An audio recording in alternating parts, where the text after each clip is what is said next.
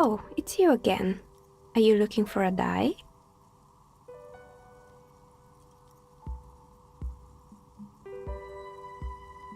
I thought we agreed that the curse isn't real. I'm listening.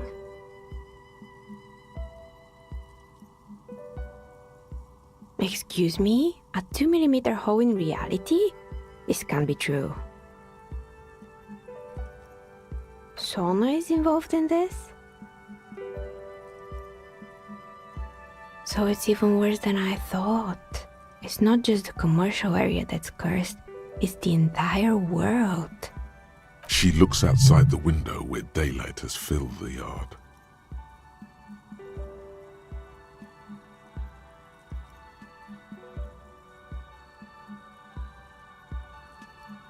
Just Martinez? In any case, thank you for stopping by. It's good to have an answer, even if I can't claim to understand it fully.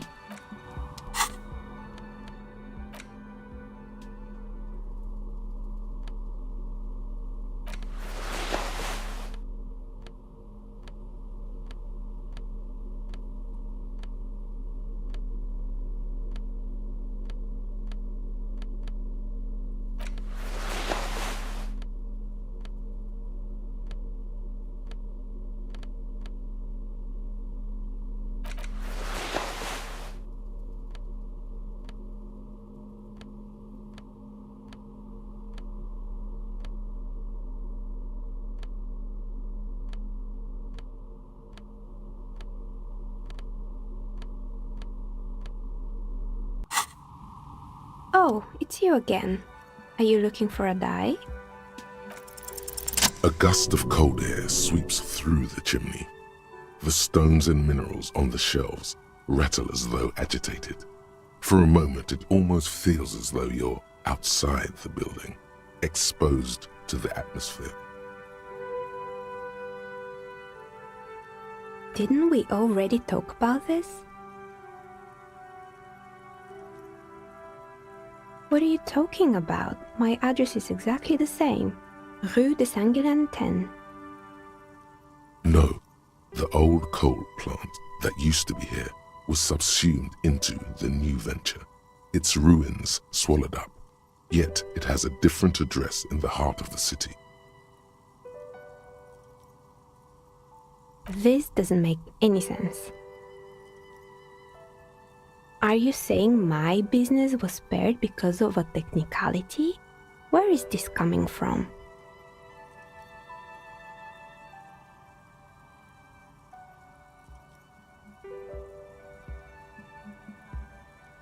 And what? Does it mean that I'm safe from failure? Don't let her become complacent. She still needs to ward her soul against the evil forces.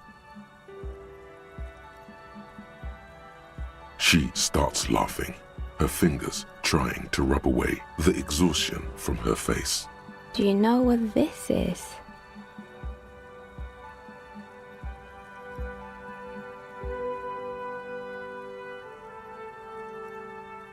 It's a mourning ring. I made this when my first company failed. It was a small jewelry shop right here in the East Delta Commerce Center, built with the little I inherited from my parents. I drove it into the ground within a year. I didn't have what you would call a viable business plan. It wasn't just the jewelry shop either. I always thought that it was just the world that you were supposed to try again and again until you finally succeed. And now you're telling me what? That it was all because I didn't run my little shops and ventures from a dump inside an abandoned chimney?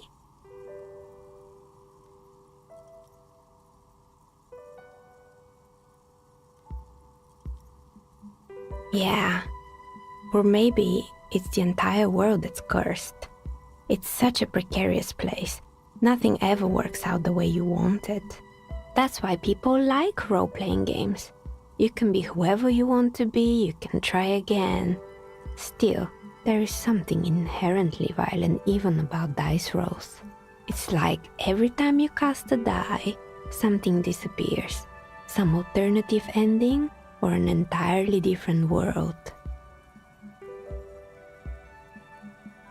But anyway, thanks for sharing your theories, officer.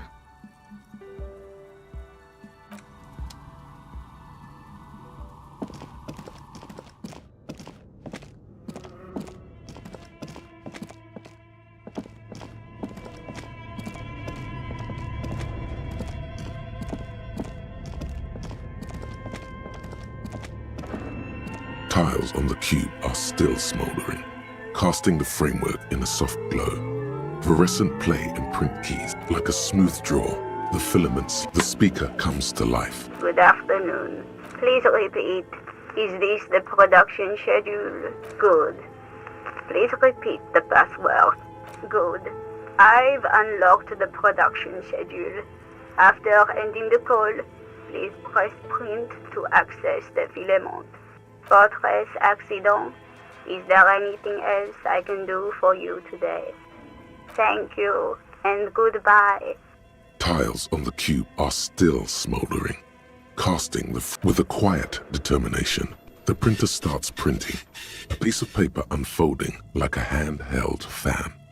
A black crisscross of letters covers its surface.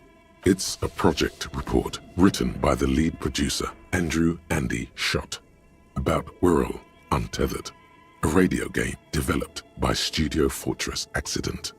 The first few pages give an overview of the capital and workforce, while the rest of it seems to be a production schedule.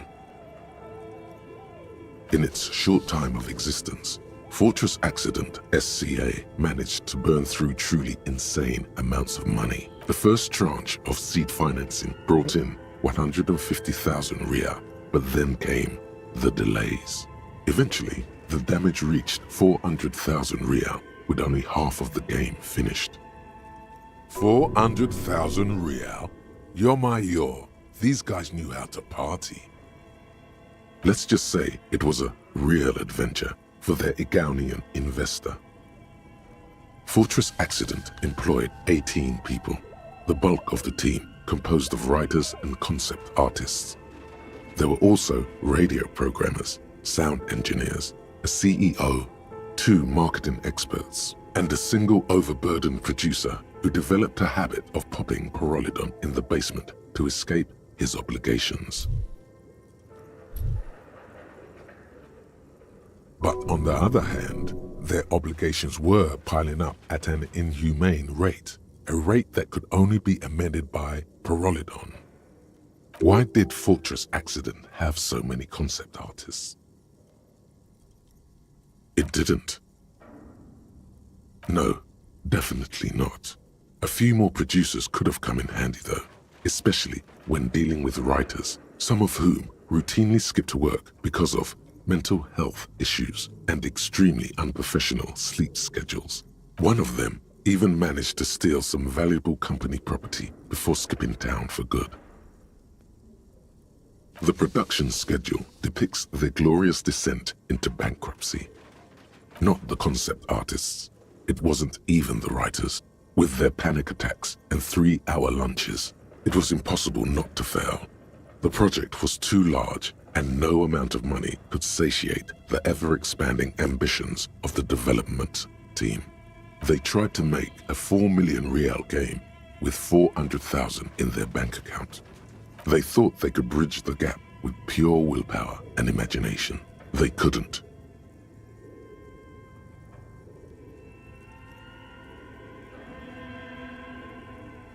No, you couldn't have. Definitely not.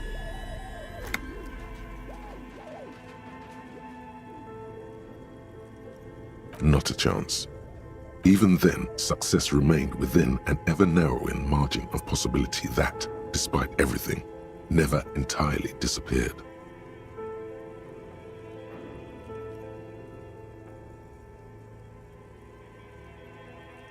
That is until they discovered the Valley of the Heads. At the 11th hour, the lead designer, Jimsk-born Suliswav Jalisa, decided that what Whirl Untethered needed was a secret mystical location at the extreme edge of the map.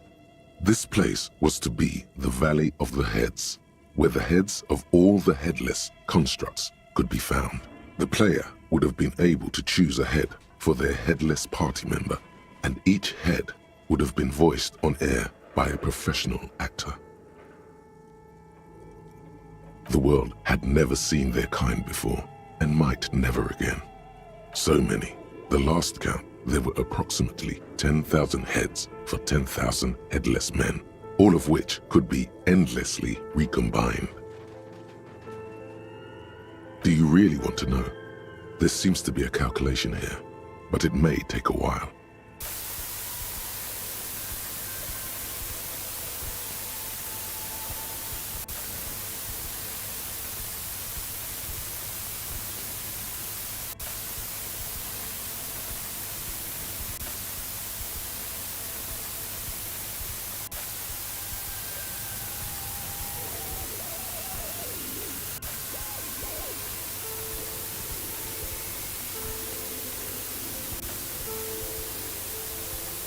What if you broke the radio computer? What if it's never going to stop?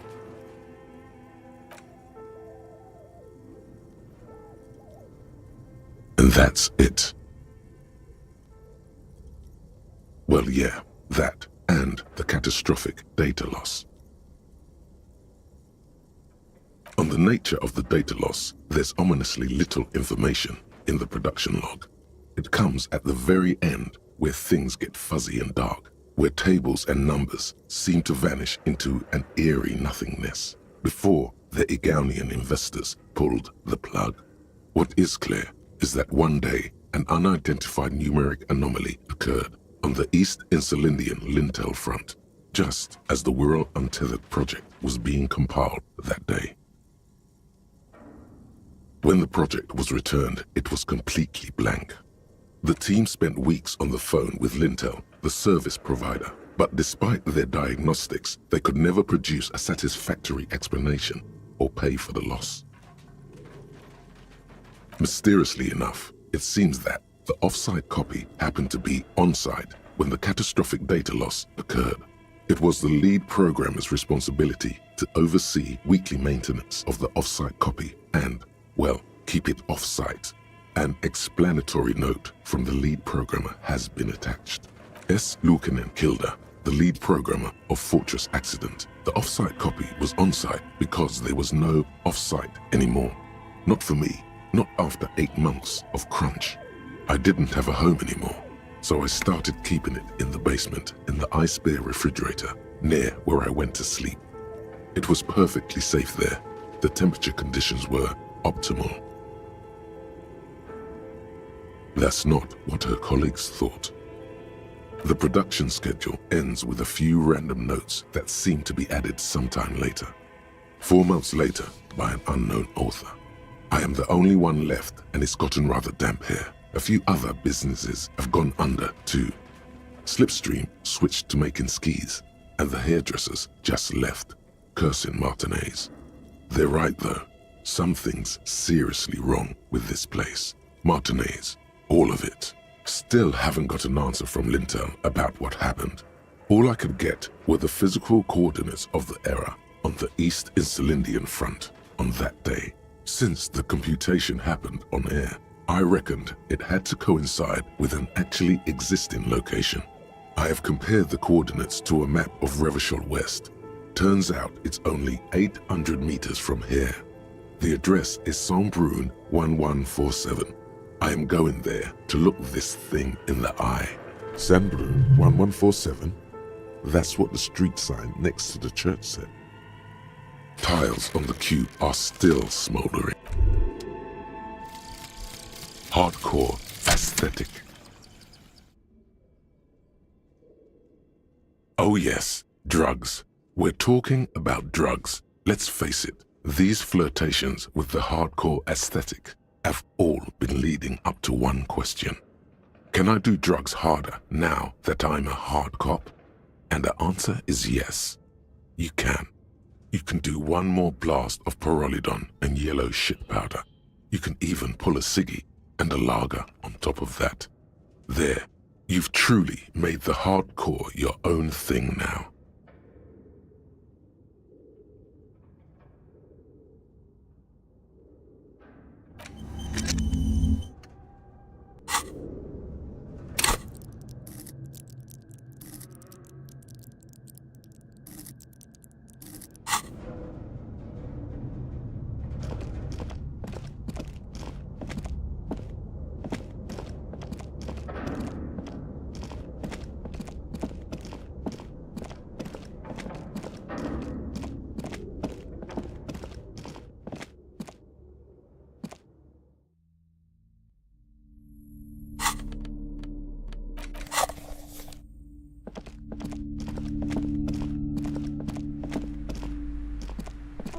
Hello again, esteemed officer, and welcome to Crime, Romance, and Biographies of Famous People. Yes? What about? The woman before you Okay, but please, only... The woman before you scans the...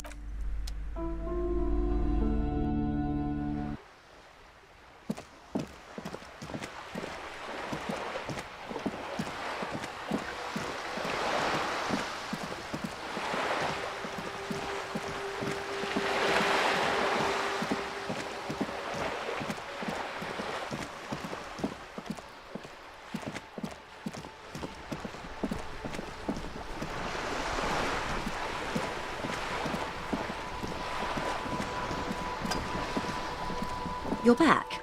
Good. What can I help you with? I fear I've told you all I know. Is there anything else I can help you with? Oh?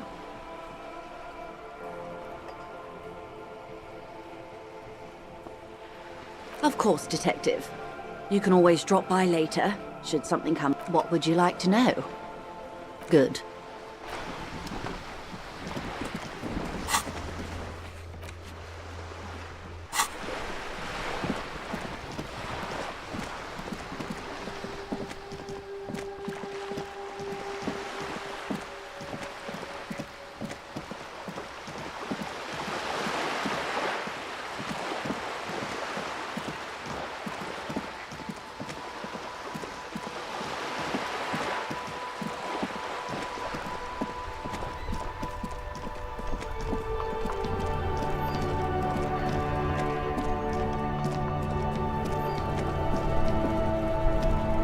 Now it's turning into a kind of a snow limbo, man.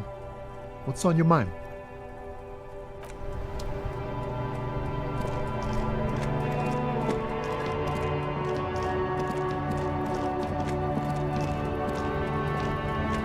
Looking for something, Ront? Come to tell me to fuck off again?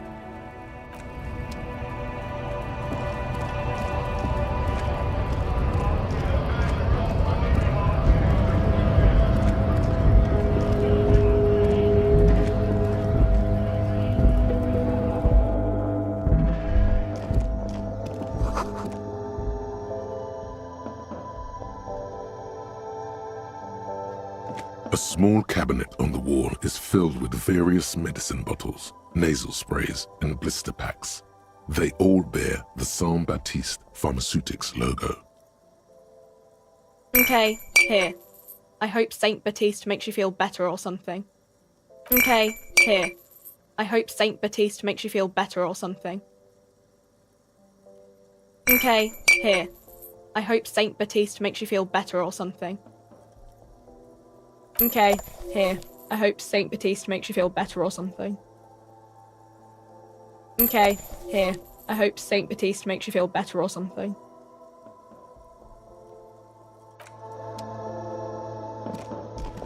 A colourful display of cigarettes. Again, I'm obliged to inform you that both alcohol and cigarettes damage your health.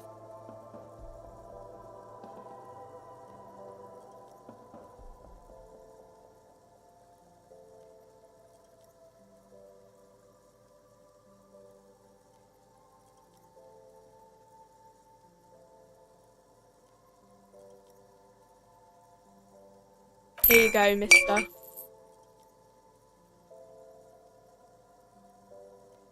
Here you go, mister.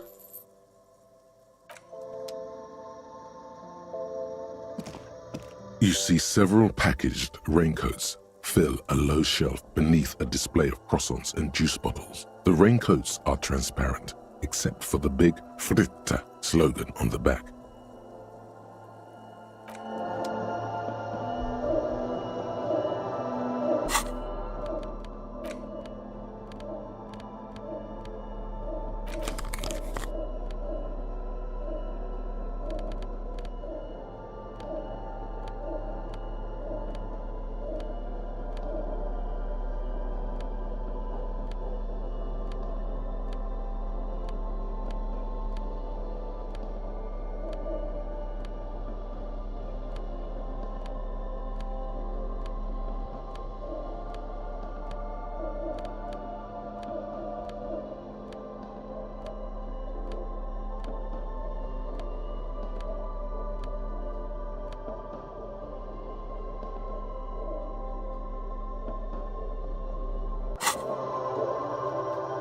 You see several packaged raincoats fill a low shelf beneath a display. The girl delves into the magazine. Hair covering her face, vision obscured. She cannot see your hand move. Down onto one knee, pretending to do up a shoelace. Take a loose package from the bottom. Slip it in the old sleeve. The girl doesn't notice a thing.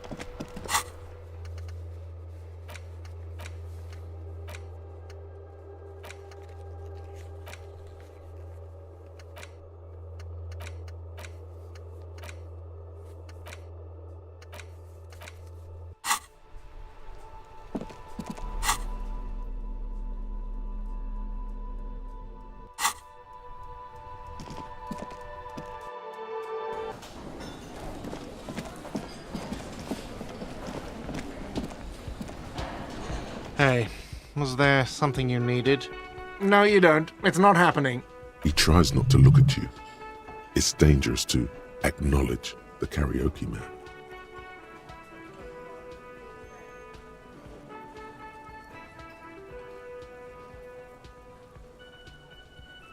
It's for no one.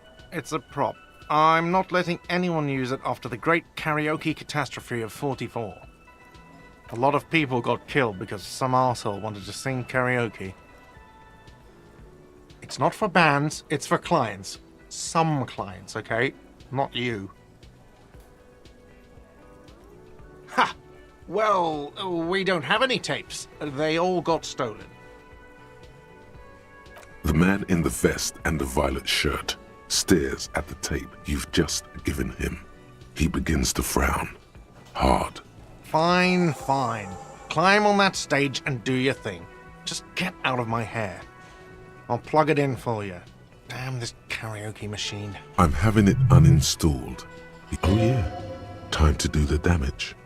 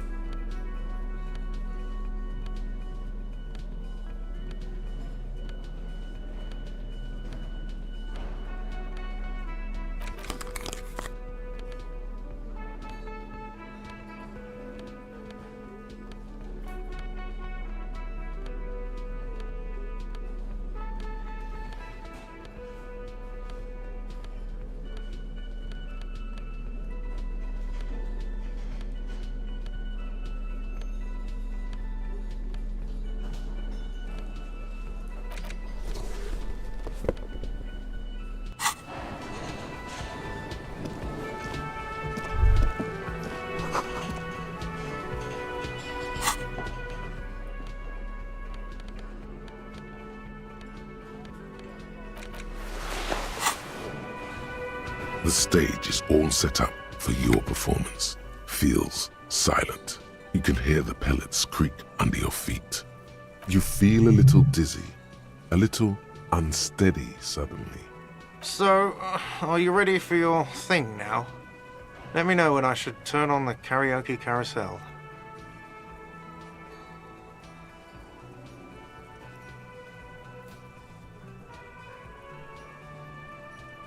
There are some people out there, but mostly a post-meridian slumber has fallen on the premise. Not super lively.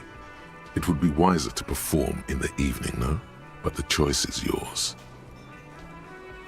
Yes, you could always do it in the evening. It will be less scary with a lot of people. Immediately, a loud feedback noise startles the room. You feel like an amateur. How are you supposed to hold the mic? Should you just sing into it? Where should you stand? The stage is... You feel a little... So, are you ready for your thing now?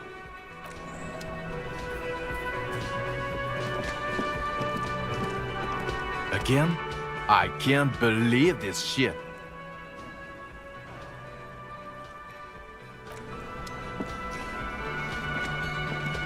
Oh, hello, sweetie. So nice to see you again.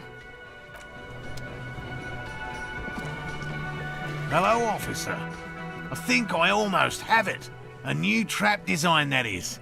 I know you're skeptical, but I have a good feeling about this. Okay. Layman, you always have to prove yourself with this man, which means you have to provide the cryptids. Maybe he'll answer. A willow person. It's a long story. One non-specialists would find rather dull. Willow people? Not at all. They're not people, really. Some argue they aren't really animals, as they seem to have evolved directly from trees. They're very, very thin, almost flat in fact, and can camouflage themselves easily, wrapping themselves around trees and blending in with the tree bark. In that way, they're not too dissimilar from the phasmid we're looking for here. You probably have. Gary and I painted an entire grove's worth of trees in slow-drying paint. It was a bright lavender colour. I was hoping one of the willow people would get paint on it and not be able to camouflage itself. After waiting in hiding for hours, I saw a figure slip from one of the trees, a lavender shadow, dashing through the grove. I chased it with a net. Not very elegant. You can't be elegant in the field. And, well, it was faster than me.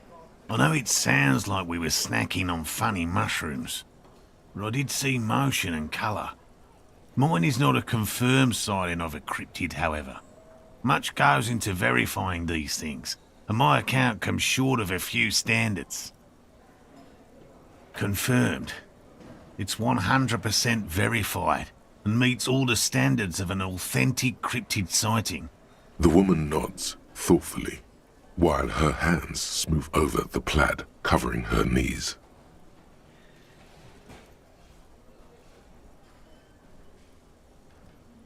Formerly the most dangerous, yes.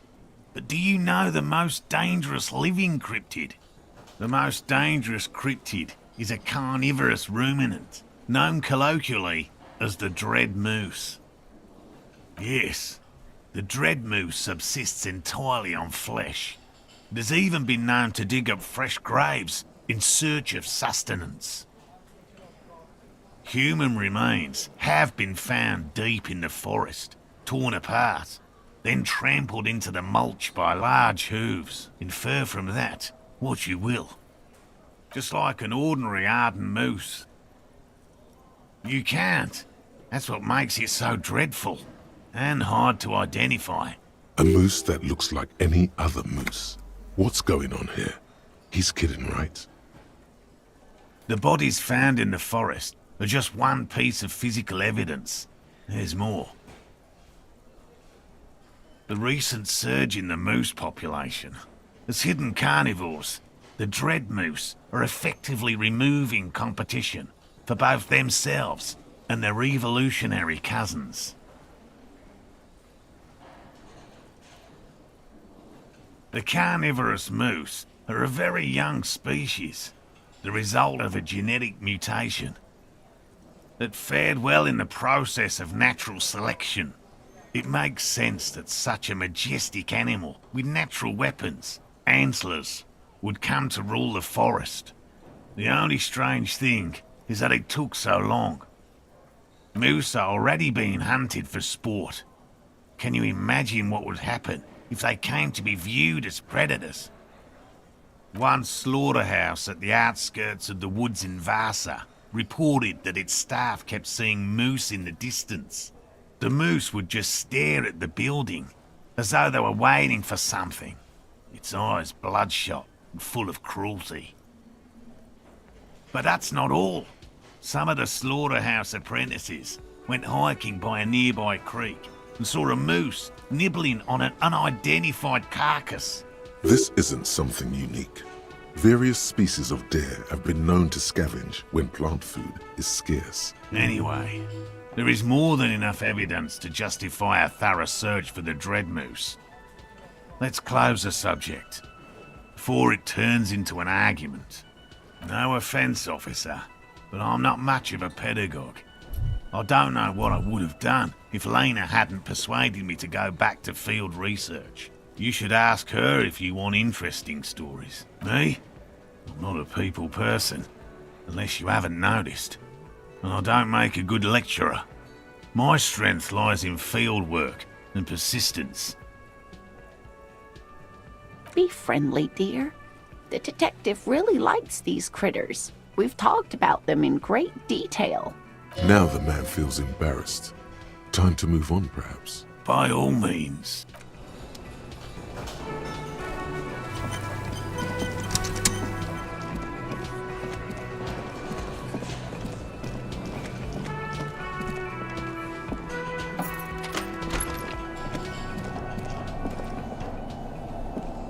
Over there, in the corner. Not just any pinball machine. This is the pinnacle of pinball. Cornelius Gordy and the Mountain Goats get the game on, Fingerboy. Those flippers are ready. It takes a while to get into a rhythm, but pretty soon you're able to keep 3 goat-faced balls in play with relative ease. Go, go, Fingerboy. Your game is definitely improving. The jolly goats are flying all over the board, and although a few plummet to their deaths, you're never left with less than 3. Suddenly, a special passage leading to the summit slides open at the top of the board. This is where the balls need to go. Maneuvering a goat ball into a position for a perfect hit isn't easy. More fall to their deaths. But finally, the opportunity presents itself. One of them gets through. Tiny hammer shatters something inside the machine. Something glass. The words "Pale Rupture" light up on the speaker panel, and the machine starts filling with a thick, milky fog. Something's happening. There's so much fog, you can barely see anything.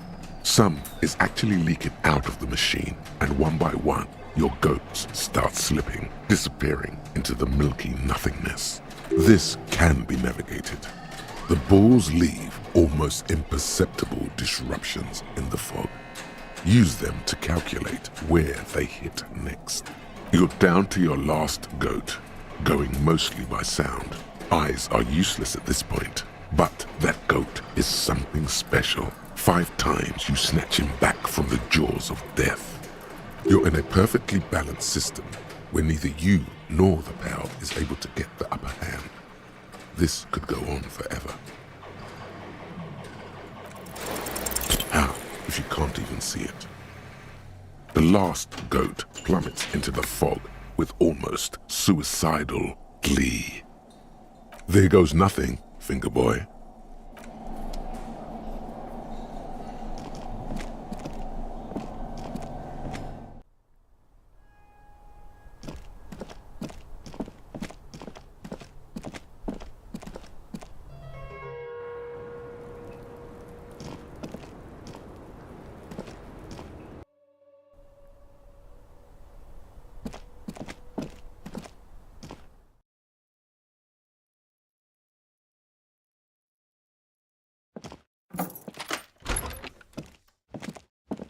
This medicine cabinet is stocked with pharmaceuticals line the shelf. Pill bottles, Nacra.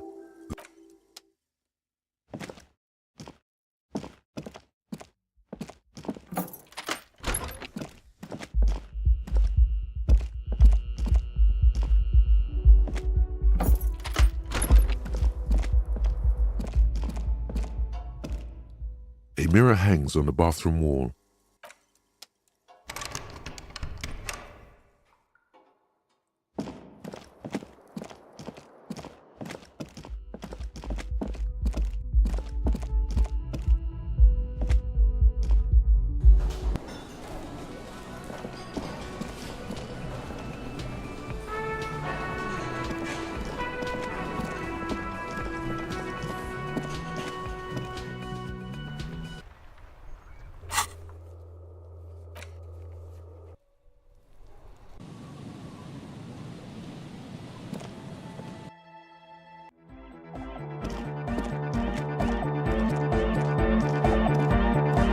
Hey, man. It's good to see you. Goodbye, officer. Welcome back.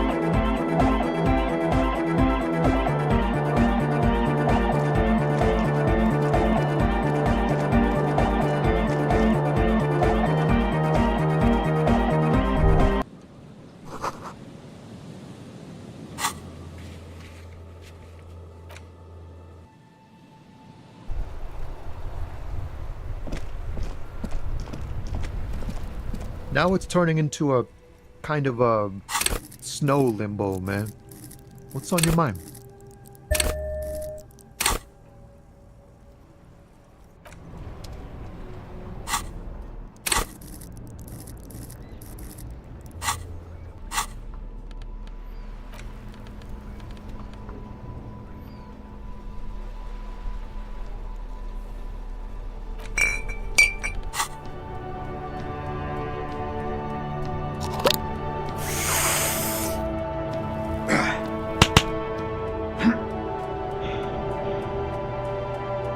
Make way for the master poet. In his eyes, an unfamiliar longing, flecks of brown and gold. It's hard to say. His gaze wanders southwest, down the street that goes beyond the horizon. The road continues for miles, flowing together with other roads, turning into causeways or bridges, ending suddenly in dead ends, or ramping up or down highways. It forms a crisscross pattern across the land. Above the Jamrock Quarter, in the form of a raised motorway, and then the never-ending sprawl of Forburg, high above buildings, new and old, the air filled with the rumble of motor engines. To the old south, to the farthest outskirts of Revachol, through the checkered fields of farmland, upstream to the river Esperance, past Montmartin, the border approaches. You cannot see. It's out of the city. Up ahead, the mist blocks all sight. A gale blows across your cheeks. It is cold. Before you stands a tall lorry driver with sad eyes. Excuse me? A flinch jolts his frame. The question has touched a nerve.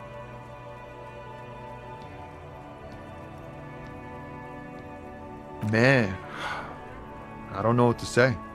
Not much anyone can do. There's no helping in absence, you know. I miss my family. They're all I have. My wife, second kid on the way, waiting all the way in Diora. And here I am stuck in this shit, so far from home. Diora of the Seven Seas. It's on the other end of Le Caillou, pretty much, on another island called Laurentide, off mainland. We've got a little place there.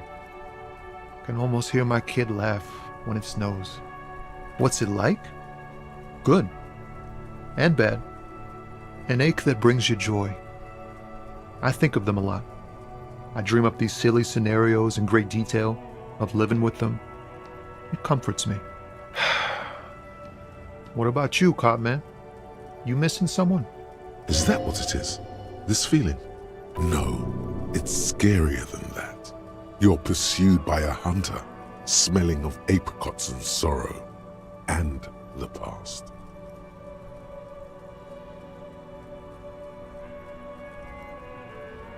I feel for you, my friend. It's bad enough to know who you miss. Missing like that doesn't feel like it has much of an upside. But, thanks for this. It's nice to talk to someone, and I know it wasn't easy to ask. I hope you find your way through your own troubles.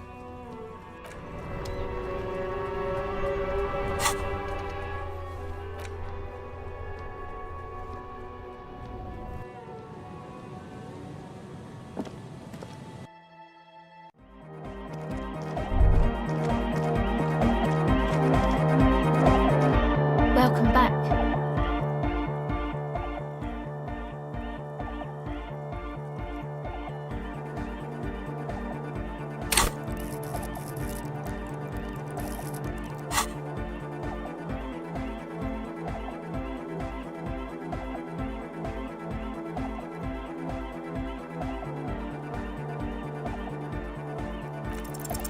The device feels light. An angular Omicron logo adorns the yellow plastic cover. Underneath you see a reel of tape rolling. You put the device back on the floor.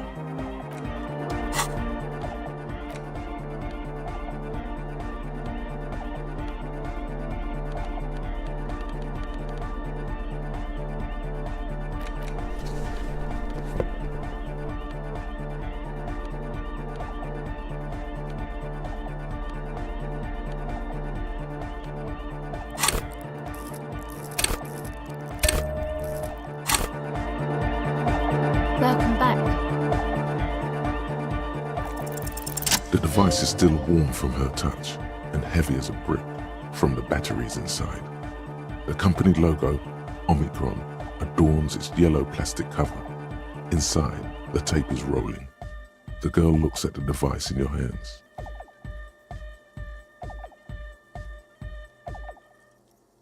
She looks you in the eye, her pupils wide, surrounded by a ridiculous amount of makeup.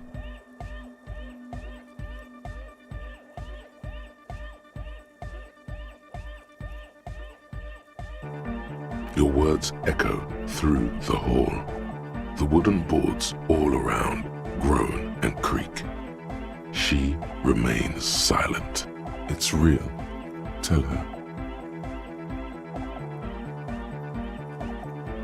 What is?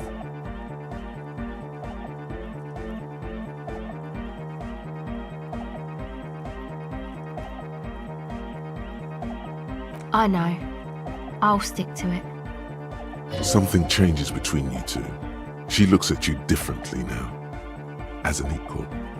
A fellow human being. So thanks, I guess, for the psych session. Maybe I can return it. What's been eating you, officer? Come on, I can tell. But, okay. Be a boyadero about it if you want to. What is it?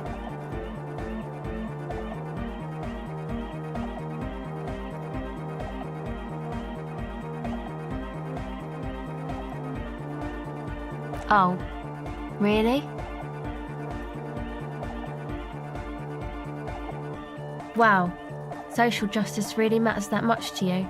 That's commendable. It really had you shaken up there. Are you sure that's it though?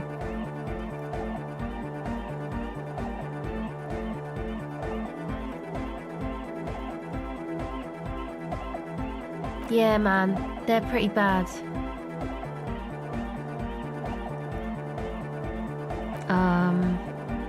A city has millions in it, so the world would have a lot more. I think I knew the number once. Yeah, that's pretty bad. Are you sure you're not just hung up on some chick, though? Perhaps. Go ahead.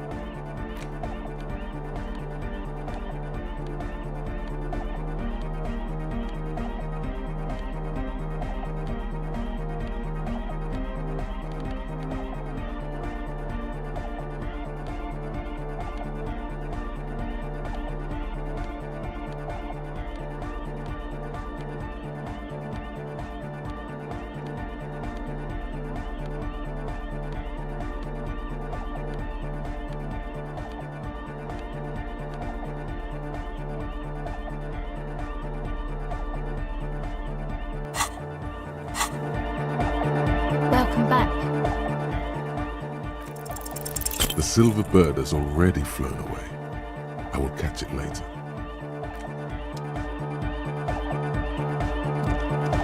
Yo, man, what's on your mind? Yes, what is it? The swallow, you mean? Great.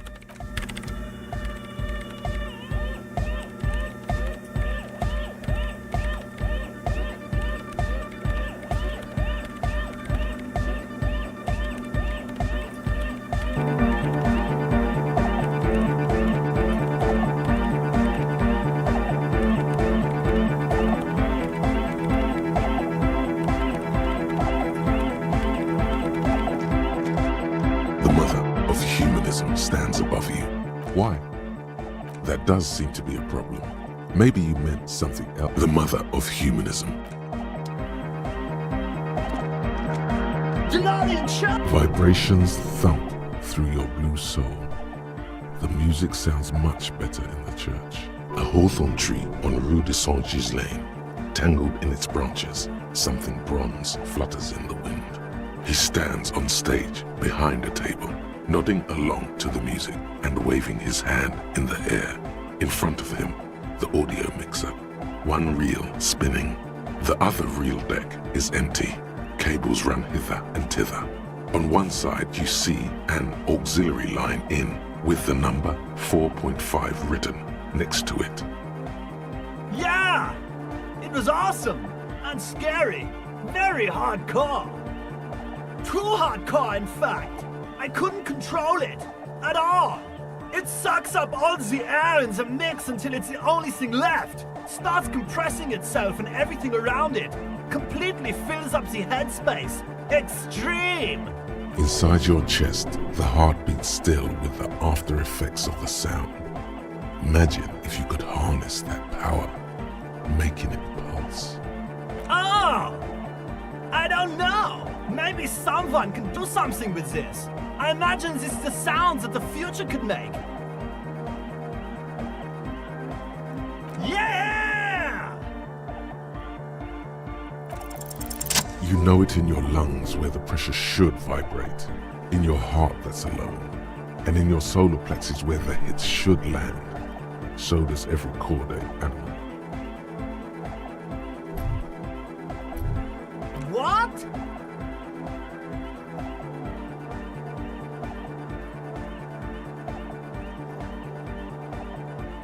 Wow, okay. We should start with the melody. But where would we get that stuff from? I'm sorry, I don't know anything about Nordic music. I'm just the party boy. I get the people going and say it's hardcore. He feels ashamed he can't be of more service to the future of dance music.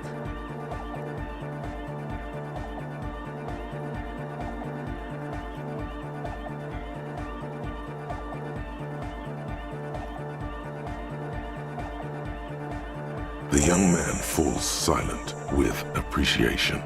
He even tries to contain his smile, as if it could hinder your investigation.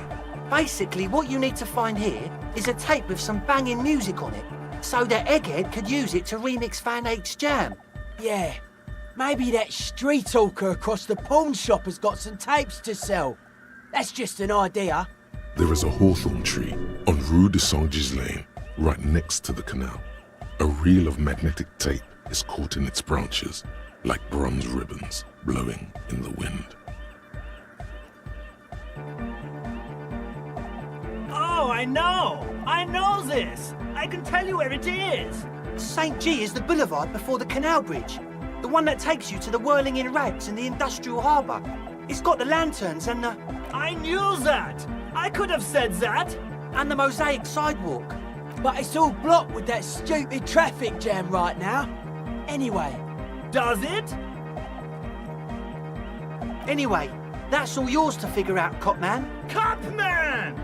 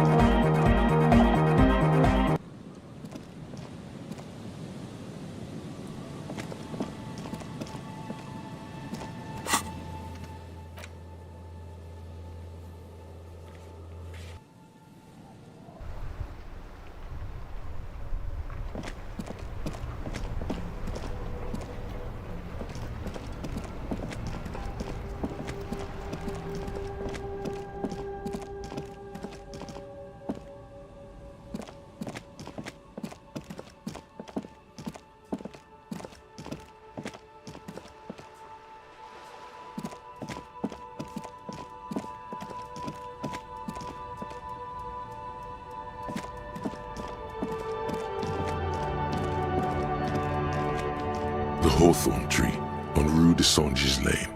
Bronze-colored ribbons of magnetic tape are caught in its branches, fluttering in the breeze. Just like promised, you've stood here for what seems like eons, guzzling the sickly fumes of lorries and carriages. Patting the tree reveals a small sticker which has almost been worn to oblivion. It reads, RCM Emergencies Desk, number 8102, underneath a slogan, Mankind, be vigilant. You tree-hugging pansy. The gnarled hawthorn tree on Rue de Saint-Gilles.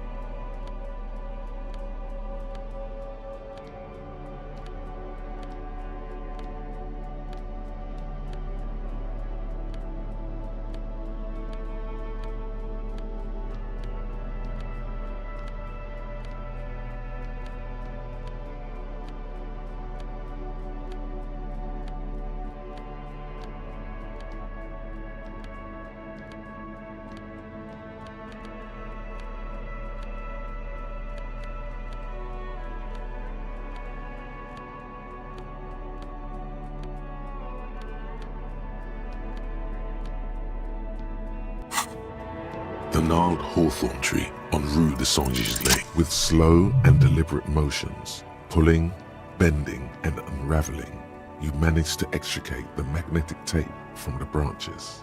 It curls up into a mess inside your pocket. If only you could find a way to re-spool it, so that you could hear what's on the tape. Maybe Roy from the pawn shop can help you with this.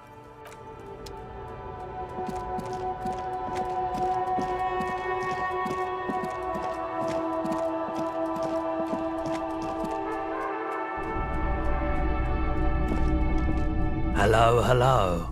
Let me know if I can help you with anything. You mean re-spool it? Yeah, I do, but I'm not some Mr. Fix-It. I'm a pawnbroker.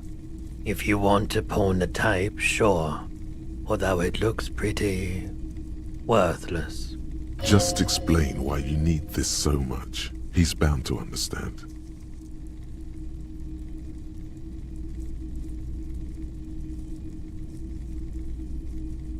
Huh?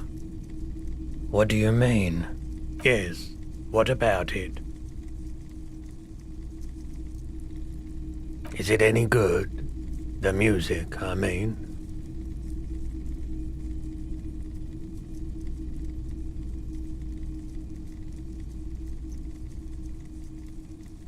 Man, you're really invested in this. Okay, I'll help you out. It's going to take a moment, though, so just sit back and relax. You take some time to look around the store. The play of visuals all around the pawn shop is mesmerizing. Suddenly, Roy turns back to you with a reel of tape in his hand and coughs. You know these visuals would look super cool in the church.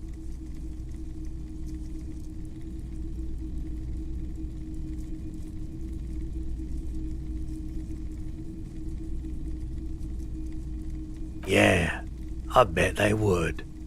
All those lights in a massive church hall. A sanctuary filled with hand-picked positive photons. There would be no room for sadness in such a place. It's a brilliant vision. There's a but, isn't there? There's always a but. I rather like it here, too. So yeah, I'm not giving you my projector. This tape is all I can do for you and your friend's nightclub project.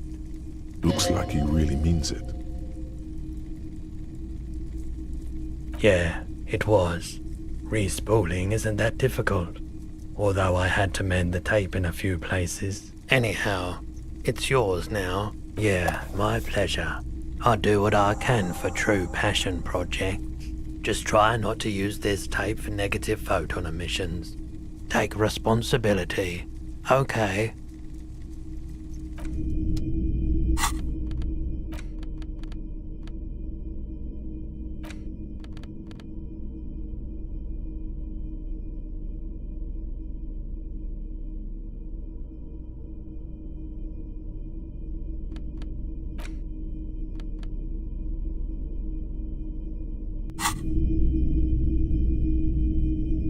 typical Martinez streetlight sits among assorted floor and table lamps. All the old boomboxes are there, blinking and waiting.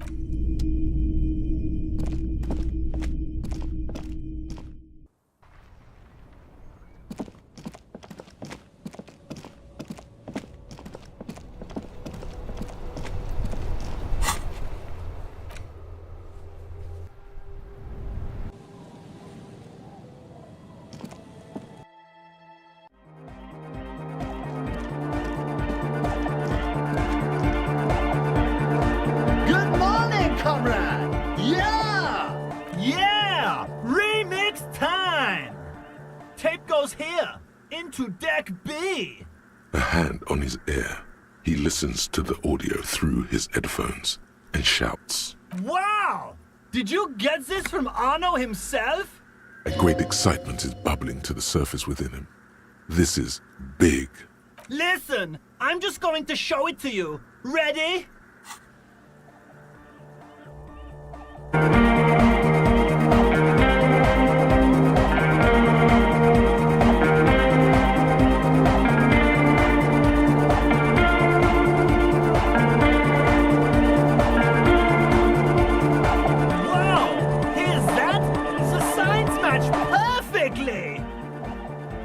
If only we had the beat for the full assault, it would be unbelievably hyper.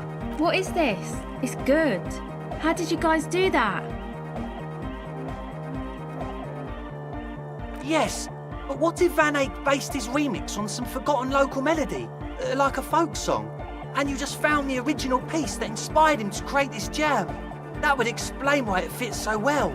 Nah, to me it sounds like classic Van Eyck. I don't think he needs any inspiration from folk songs. Maybe he lives in Martinez and just threw away part of his song because he thought it wasn't good enough.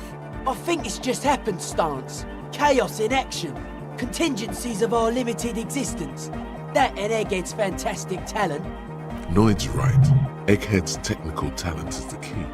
No, this is definitely part of the same song. Something cut from it. It fits too well. Something mysterious is going on here.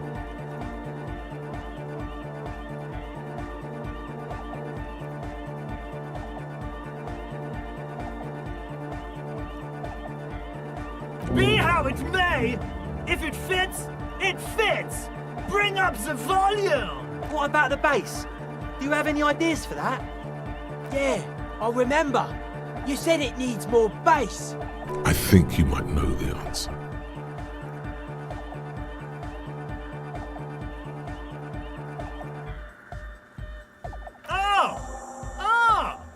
But how? What about that compressor Andre was setting up to achieve some sort of parallel processing? Don't be too hard on yourself if you don't figure it out. I think the jam's already pretty ultra. But it could be hyper hardcore!